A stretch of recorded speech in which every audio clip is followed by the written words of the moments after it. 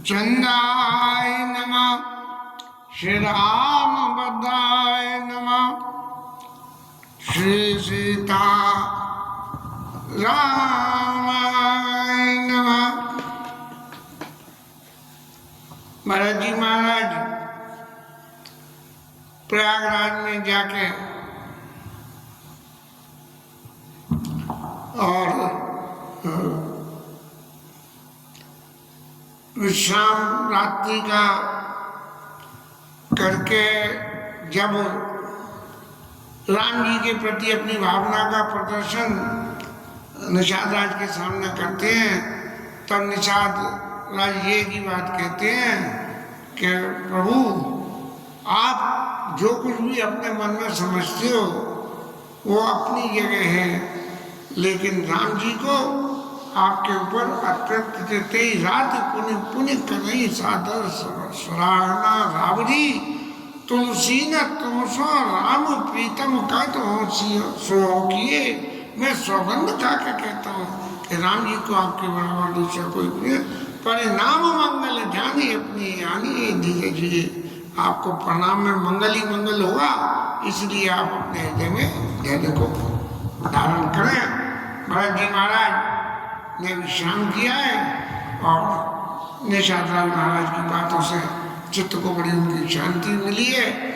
और फिर जब लोगों ने ये देखा कि यहाँ राम जी महाराज ने यहाँ विश्राम करा था, तो उस स्थान को मंदिर का सा स्वरूप मान के और उसकी वो क्या नाम है मंदिर के मेजर के देव के समान पूजा करते हैं। ऐसे या सुधि पाई नगर नारी चले बिलोकन आरती बारी कर दकिना करी कराई प्रणाम देखे कई को।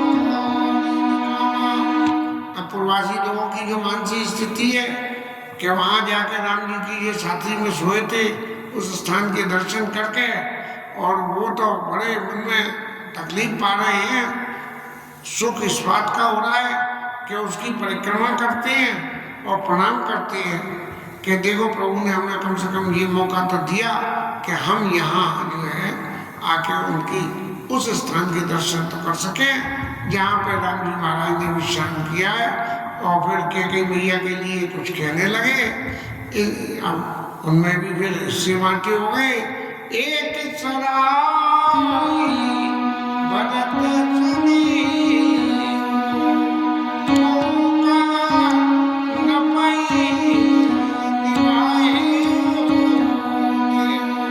अब कोई तो कहने आए कि महाराज बड़े गए कि जिन्होंने अपना पत्नी के प्रति स्नेह को रखने के लिए पुत्र को वन में भेज दिया।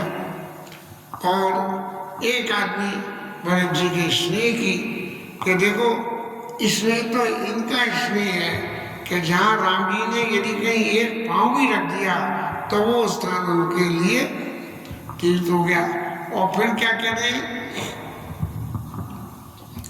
ये कह रहे हैं कि देखो हम अयोध्या में रह के भगवान राम के पास इतने दिन रहे, लेकिन हम इस प्रेम को समझ ही नहीं पाए। क्या कि निंदा ही आप इतने दिन राम जी रहे जन्म के बाद से, और सराय निषादू, और ये देखो निषाद आए, देखो एक रात सोए तो उनको को पहचान गए, तो को कई सकई विमोह विषादू। ऐसा विषाद हमारे जीवन में कि हम इतने दिन राम जी के संग रह के भी कुछ नहीं समझ पाए।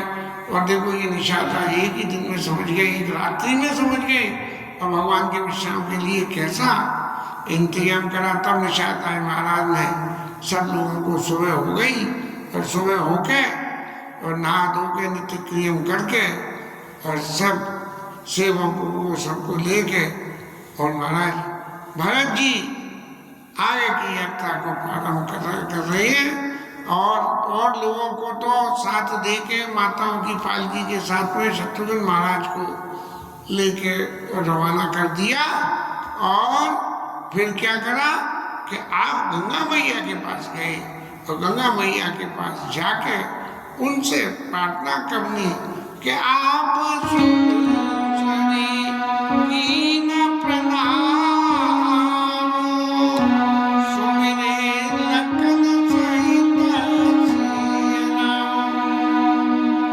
गंगा मैया को प्रणाम करा और फिर राम जी लक्ष्मण जी सीता जी के नाम का स्मरण करा।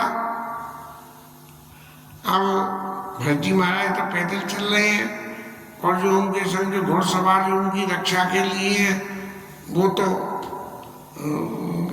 अपने अपने सवारों पे चल रहे हैं। देश के प्रधानमंत्री तो सवारों पर सवार होकर चलते हैं, लेकिन उनकी सिक्योरिटी नीचे नीचे पैदल चलती है या गाड़ियों में उनके पीछे चलती है।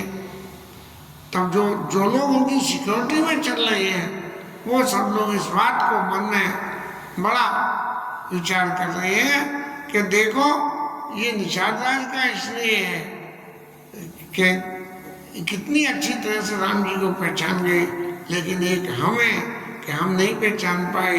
और फिर जब उन्हें ये पता लगेगा उन्हें भरत पाया नहीं पाए कि भरत जी महाराज तो पैदल चले आ रहे हैं और कोतल संग जाई दुनियाई, डरते डरते उनके संग में चल रहे कि हम कैसे इनके सामने जो है घोड़ों के ऊपर सवार होकर चले।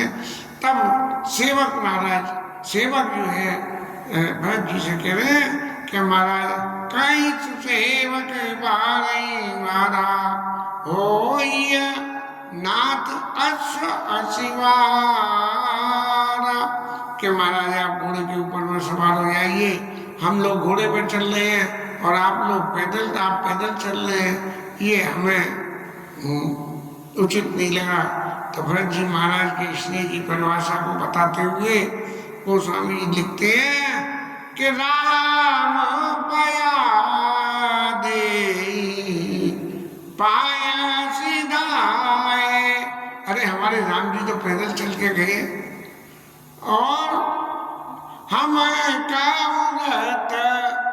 गजबाजी बनाए, ये सब रथ और घोड़े हाथियों को सब हमारे लिए छोड़ के राम जी पैदल ही उनमें चले गए और हम अब इन घोड़ों को इस्तेमाल करते हुए जाएं तो ये हमारे लिए अत्यंत ही शोचनीय स्थिति की बात है।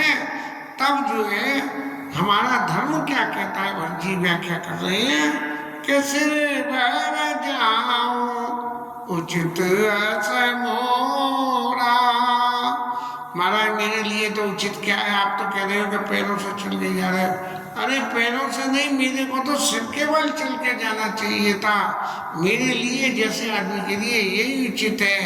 और सब सेवक धर्म कठोरा, सेवक का धर्म होता है मैं प्रभु का सेवक हूँ, और सबसे कठोर होता है जब राम जी पाँव से चल के गए हैं तो मुझे सिर के बल चल के जाना चाहिए।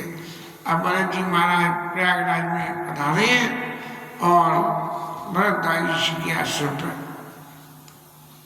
आते हैं। वहाँ राम जी महाराज भरद्वाज ऋषि के आश्रम पे आए, तब भरद्वाज ऋषि ने राम जी को अलंकृत करते हुए कहा कि आज यहाँ प्रयागराज का सबका भाग्य खुल गया कि आपके चरण यहाँ पधारे। और फिर भरद्वाज जी क्योंकि राम कथा के रसिक हैं, राम कथा को सुनना चाहते हैं, सुनते हैं, और कथा की शुरुआती याज्ञवल्क्य ऋषि ने भरद्वाज ऋषि को कथा सुनाई है। वहाँ से जो है साधना के घाट पे बैठ के जो है ये कथा शुरू हुई, तो उस कथा को वही भरद्वाज ऋषि जो है उनका आश्रम पड़ा और वहाँ से गंगा से चलते चलते तीसरे पहर में दोपहर हो गई 12 बजे, नहीं 3 बजे, भरत तीसरे पर का 3 बजे, इसका मतलब कीन प्रवेश प्रयाग सुमिरे कहत राम सिया राम सिया उमगी उमगी राम सीता राम राम राम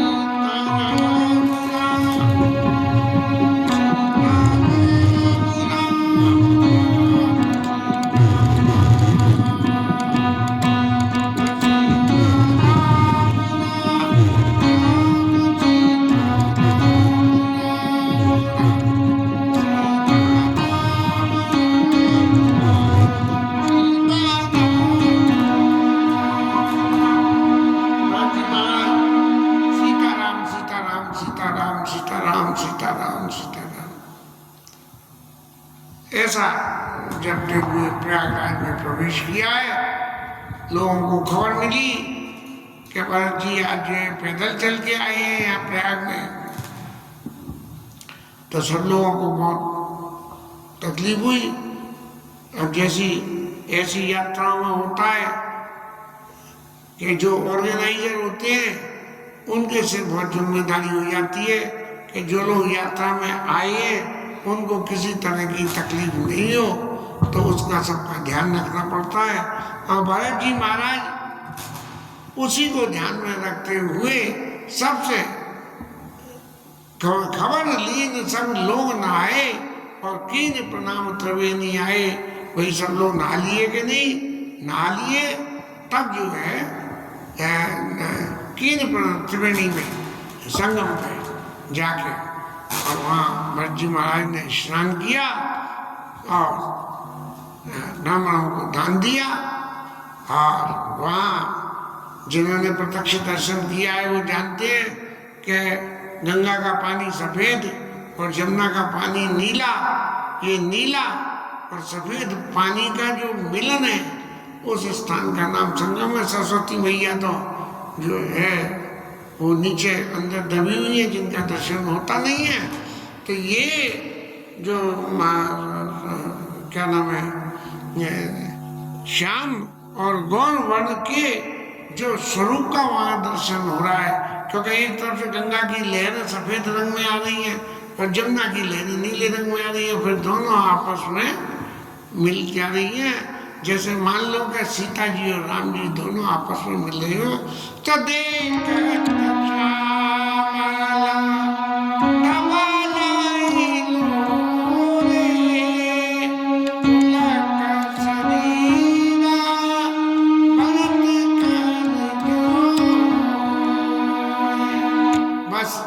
सीता जी के स्वरूप का ध्यान हुआया और आते ही उन्होंने वहां तीर्थराज में सकल काम प्रद तीर्थराव कहा कि महाराज तीर्थराज आप सब मनोकामनाओं को पूर्ण करने वाले हो, इसलिए मैं आपसे कुछ अपनी आर्तता के वशीभूत होके अपने कहना चाहिए मेरे चित्त में जो तकलीफ है उसके वशीभूत होकर आपसे कुछ मांगना चाहता हूं। क्षत्रिय हमेशा देते लेते नहीं है, लेकिन भरत जी महाराज कह रहे हैं कि मांगो भीख। क्षत्रिय को भीख तो कभी नहीं मांगनी है, कर्म करना है, लेकिन भीख कभी नहीं मांगनी है। तो मांगो भीख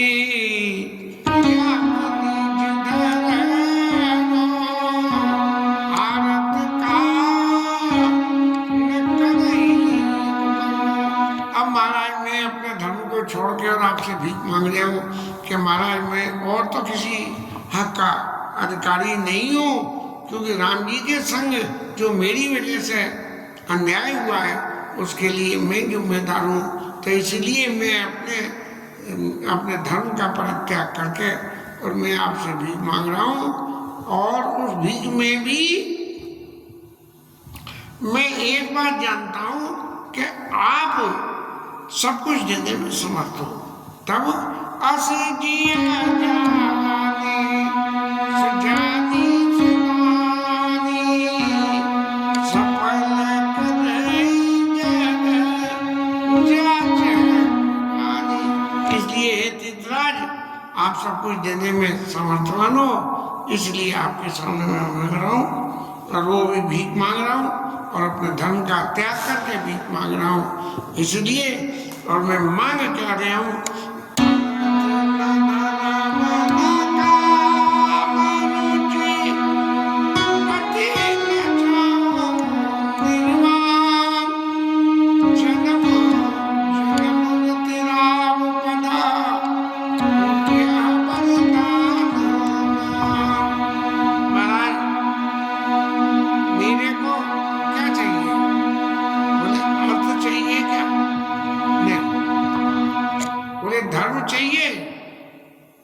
धर्म चाहिए, धर्म नहीं चाहिए। धर्म भी नहीं, कौन सा धर्म? ये लौकिक जगत का धर्म। लौकिक जगत में कि राजा के सिंहासन पर बैठा दिया तो बैठ कर प्रजा का पालन करो। तो अर्थ न धर्म न काम रुचि, धर्म अर्थ काम और मोक्ष, ये चार होते हैं। इनमें सबसे पहले में भरत जी महाराज ने कहा, चूंकि ये राज समाज का मामला है, राज्य सिंहासन से जुड़ा हुआ है, इसलिए सबसे पहले मेरी को प्राथमिकता अर्थ से होती है। तो अर्थ और दूसरे नंबर पर धर्म, मेरा धर्म क्या है, बोले राजा होने का क्या धर्म होता है।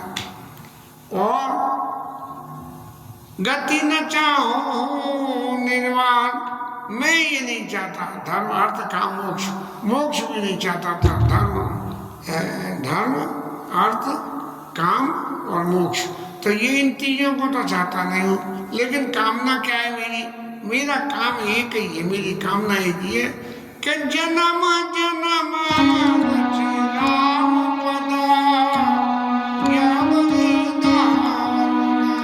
महाराज, जन्म जन्मांतर में जहाँ कहीं भी मैं जन्म दूं, भगवान राम के चरणों में मेरी चित्त की रति उसी में हो, मेरे चित्त की रति हो और मेरे चित्त की मति भी उसी में लगे और मेरे शरीर की गति भी भगवान राम की सेवा में लगे। और उसके बदले में मेरे को यदि कोई दंड दिया भी जाए कि भाई तुम्हारी वजह से ये भगवान राम वन में गए हैं, तो भले ही जाना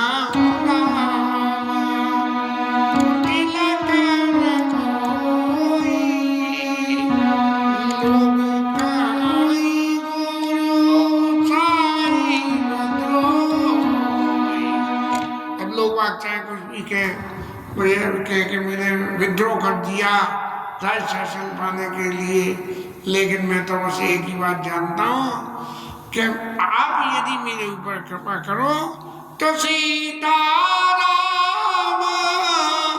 चरण रति मोरे,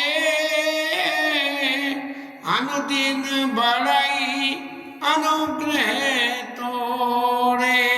बस मुझे देखिए कि चाहे कोई संसार लौकिक जगत कुछ भी के, लेकिन सीताराम जी के चरणों में मेरा प्रेम निरंतर बढ़ता रहे। जैसे जातक का स्नेह स्वाति नक्षत्र के जल की तरफ रहता है, ऐसे सीताराम जी के चरणों में मेरा स्नेह अनुदिन, दिन प्रतिदिन, अनुदिन, आज के बाद कल, कल के बाद परसों, एक के बाद एक, अनुदिन बढ़ई अनुग्रह थोड़े, आपकी कृपा से सीताराम जी के चरणों में मेरे को प्रेम बढ़ता रहे।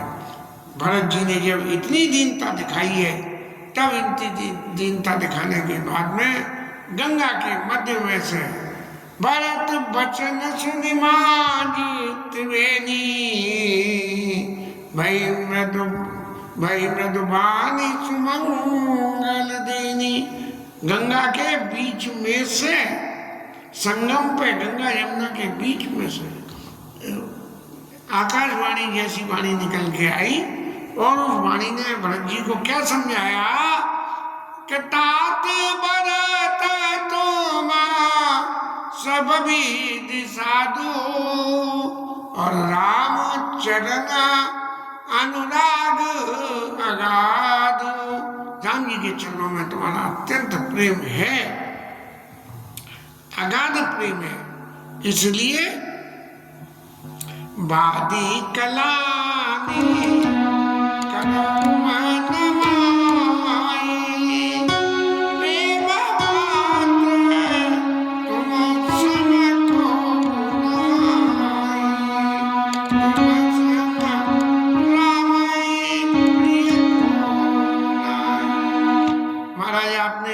बातें मुझसे मांगी वो मुझे बढ़ाई देने के लिए कि तीर्थराज जो दे देंगे वो मिल जाएगा, इसलिए मांगो बीज त्याग नहीं धर्मो, आपने मांगा। लेकिन महाराज आपके लिए राम जी के हृदय में अगाध प्रेम है, इतना प्रेम है कि इसका वर्णन नहीं किया जा सकता है। इसलिए भरत जी महाराज आप अपने चित्त में किसी भी तरह की ये ग्लानि मत करो कि जानो राम कुटिल कर मोई, लोग कहीं गुरु साहिब दुई, राम जी मुझे कुटिल समझ है। राम जी कभी कुटिल समझ ही नहीं सकते, क्योंकि तुम्हारे समझ तुम सब राम है, प्रिय कोई नहीं। इस तरह से भरत जी के संतोष के लिए संगम पे आकाशवाणी हुई या गंगवाणी हुई, और उस गंगवाणी को सुन के जब सब लोगों ने सुना, और तो लोग कहने लगे कि भरत सनिया शील सुचि साचा। भरत जी का स्नेह और शील ये बिल्कुल पवित्र है और सत्य है, इसके ऊपर में कोई किंचित भी। जहाँ गंगा मैया खुद इस बात का सबूत दे रही है, जहाँ निषाद राय सबूत दे रहे हैं, इस तरह से जो है भरद्वाज मुनि के आश्रम पे महाराज भरत जी पधारे हैं। भरत जी ने दंड प्रणाम किया और भरद्वाज जी से मूर्त मंत्र भाग्य निधि लेके दंड प्रणाम करते उन्होंने देखे, और मूर्त मंत्र भाग्य निधि लेके भरद्वाज जी ने कहा, देखो पहले तो राम जी के दर्शन हुए, अब उनके छोटे भाई भरत जी के जो कि प्रेम मूर्ति हैं उनके दर्शन हो रहे हैं। ऐसा जब उन्होंने प्रणाम करते हुए देखा तो धाई उठाए लाई और लीने भरद्वाज जी ने भाग के और भरत जी को उठा के हृदय से लगा लिया, और भरत बच्चन धाई उठाई लाई और लीने मुँह दीन आशीष कथारत कीने। भरत जी महाराज को आशीर्वाद करा, भरत जी महाराज आपकी संपूर्ण इच्छाएं पूर्ण हो जाओ ये, और फिर उनको बैठने के लिए आसन दिया गया। आसन दे के और भरत जी महाराज ऐसे संकोच से सिर नवा के भरद्वाज ऋषि के आश्रम में बैठ गए, माने जैसे कि कोई आदमी कोई गलत काम करके अपने घर आवे तो घर वालों की निगाह बचा के और चुपचाप छुप जाना चाहे। भरत जी महाराज बार बार ये सोच रहे हैं कि भरद्वाज ऋषि पूछेंगे कि भरत जी महाराज आपका आगमन कैसे हुआ, आप क्यों आए हो, राम जी वन में गए, आप उसके बाद क्यों आए, राम जी के संग क्यों नहीं आए। ऐसी बातों के जवाब के मैं यदि भरद्वाज ऋषि पूछेंगे तो मैं क्या जवाब दूंगा। भरद्वाज ऋषि राम जी के समकालीन थे, तो इसलिए कोई इन बातों को बताने समझाने की जरूरत ही नहीं थी। तो भरद्वाज ऋषि ने बिल्कुल स्पष्ट शब्दों में भरत जी महाराज से कहा कि तुम गलाने जिय जनी करो, समुझ मात कर तो तात के कई दोष में गई गिरावत दूर। अब जो कुछ भी रही सही बात थी भरत जी के सामने, वो भी सारी बात भरद्वाज ऋषि ने खोल दी, और उन्होंने कहा कि तुम माता ने जो कुछ किया है उसके लिए अपने आप को दोषी मान लो, लेकिन उसके बारे में तुम गलाने जिए जनी करो, तुम उसके बारे में कोई भी ग्लानि मत करो कि माता की वजह से तुम्हारे सिर कलंक लगा है, और माता को भी कलंक क्यों नहीं है, गई गिरावती दूर, वो सरस्वती मैया उसकी मति फिर रही थी। इस तरह से भरद्वाज ऋषि भरत जी को समझा रहे हैं, क्योंकि राम जी के समकालीन होने से भगवान राम की सारी लीला को, भगवान के सारे क्रियाओं को अच्छी तरह से समझते थे। तो उन्होंने संतोष के लिए भरत जी के सामने ये सब बातें कही, और एक बात और भी उन्होंने ये कहा कि भरत जी महाराज यदि आप कहीं आप यहाँ वन में राम जी से मिलने जा रहे हो, ये काम बहुत अच्छा कर रहे हो, राजा ने आपको राज्य दिया, ये कोई गलत बात नहीं है, वो चाहे जिसे राज्य दे सकते हैं, लेकिन राजा तुम्हें अपने पास बुलाते और बुला के फिर राज्य देते तो वो बात अच्छी होती। लेकिन इन सब बातों में सबसे बड़ी तकलीफ की बात है क्या कि राम गबन बन अनरथ मूला, ये सारा जो अनर्थ हुआ वो भगवान राम के बन जाने से हुआ। राम जी यदि वन में न जाए तो राजा दशरथ भी शरीर का परित्याग करके न जाए, और वो न जाए राजा तुम्हें बुला के राज्य दे तो उस राज्य देने की स्थिति में राम जी को जो सुख होगा, लेकिन आप उस राज्य को स्वीकार नहीं करते तो ये सब घटनाएं नहीं होती। कैकेयी मैया ने जो भी कुछ किया सो भावी बस रानी आयानी कदी कुचाल अंतौ पहचितानी। माता कैकेयी ने भले ही ये राम जी के प्रेशर में एग्रीमेंट के अंदर ही सब काम करा, लेकिन फिर भी वो पीछे उसके चित्त में पछतावा है कि वो जो है मुझे ऐसा नहीं करना चाहिए। और यदि थोड़ी देर को मान लो आप वन में राम जी को मनाने जा रहे हो, मिलाने जा रहे हो, वापस बुलाने जा रहे हो, उसकी जगह यदि तुम राज्य पे भी बैठ जाते तो भी भाई तुम्हें दोष नहीं लगता। और जो कुछ होता तो होता, राम जी तो खुद ही चाह रहे थे कि राजा ऐसा होना चाहिए, भरत जैसा, मेरा जैसा राजा नहीं, मैं तो सबको छोड़ देता हूँ, सब कुछ कर देता हूँ, लेकिन भरत जैसे राजा जो इतना स्नेह है सब कुछ छोड़ सकता है, मेरे लिए, अपने भाई के लिए सब कुछ छोड़ सकता है, ऐसे स्नेही आदमी को ही तो राजा होना चाहिए। तो राम ही और संसोतु। लेकिन भाई जी महाराज अब आपने यहाँ आके वन में राम जी को मनाने के लिए जा रहे हो, ये बहुत बढ़िया किया। क्यों कि सकल सुमंगल मूल जग रघुवर चरण सुने, इस संसार में सारे मंगलों की जड़ राम जी के चरणों का।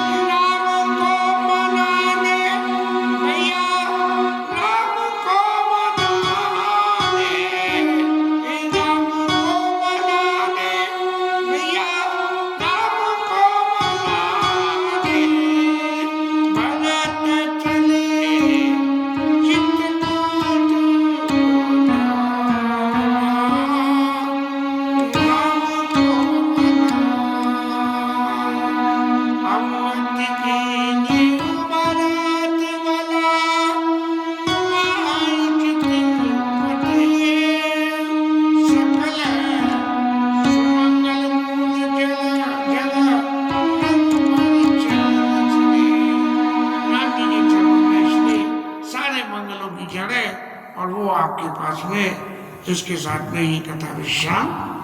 हरिनाम कीर्तन।